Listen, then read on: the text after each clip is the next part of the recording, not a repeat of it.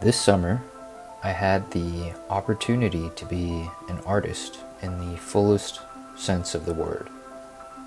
I was able to dedicate all of my time and energy towards creating the best work my self-taught skills can conjure.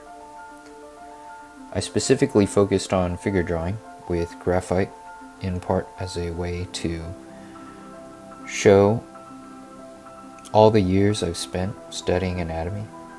Not that I've mastered it in the least.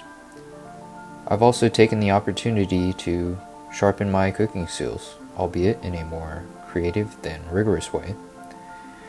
And I've taken my powerlifting training to a new level. With all that said, the only things I really have to show for are 3 drawings, each with their own visual ailments and technical shortcomings. It's hard not to think I haven't done enough. Sure, some of the best painters in history only had a handful of paintings in their resumes, but maybe I could have woken up to seize the day quicker, or pushed myself to work on a piece later into the night. Yet, here I am, 3 weeks into my first full-time job, reflecting on the most privileged period of my life. In any case, I've learned something. The only thing I can do is reap the lessons learned from this past summer, right here, right now.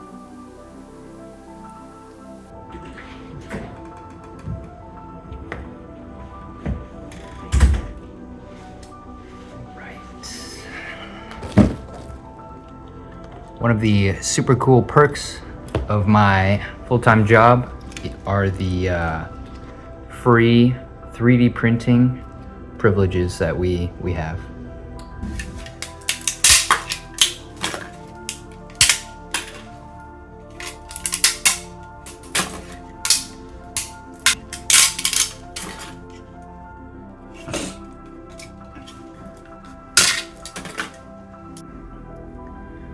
Alright, and what we have here, 3D printed in PLA, is something called the Asaro head.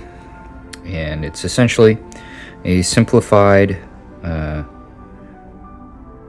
human head designed to help artists understand plane changes for sculpting as well as portrait drawing. You can see it has a slightly more detailed side and a more simplified side. And with this downlighting here, you can see all the major plane changes of the human head, which can be super useful to know when, as an artist, whether that's in sculpture or portrait drawing. Check it out.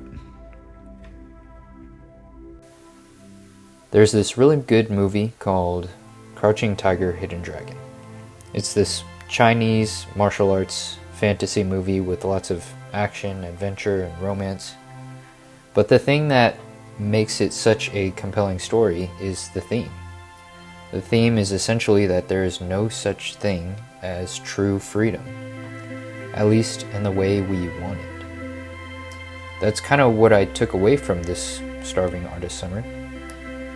I may not have had to worry about paying rent, taking care of people dependent on me, but I still lived in the real world with distractions, laundry, compulsions. I definitely didn't experience those funny feelings of pure romantic creativity all the time. I also thought this time could be a chance to release the last bit of my childish ambitions from my system before taking on more responsibility as I enter the workforce. After all, self-expression inherently requires some level of narcissism. But that didn't really happen either, because the passion to continue creating is still as hot as ever. So what do I do now?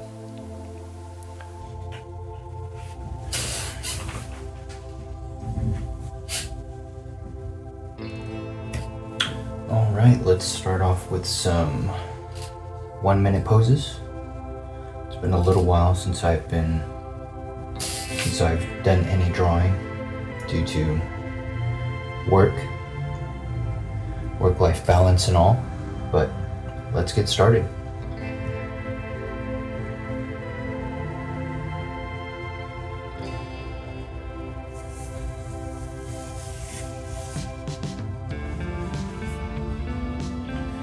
Honestly, if there's anything that I struggle with the most, it's probably these 1 minutes.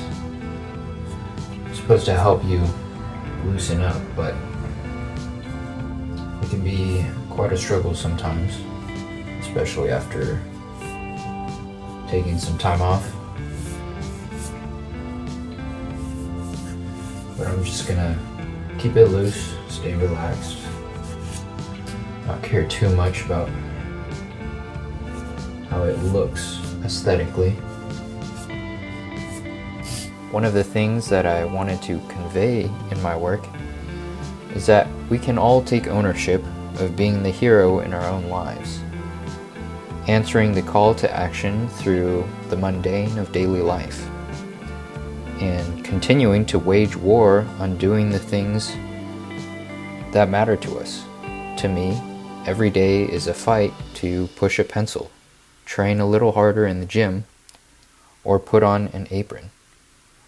It might not be the most romantic or inspiring thing we artists want to hear, but it may be the secret ingredient that saves us from making work with the same depth and flavor of a dinner mate.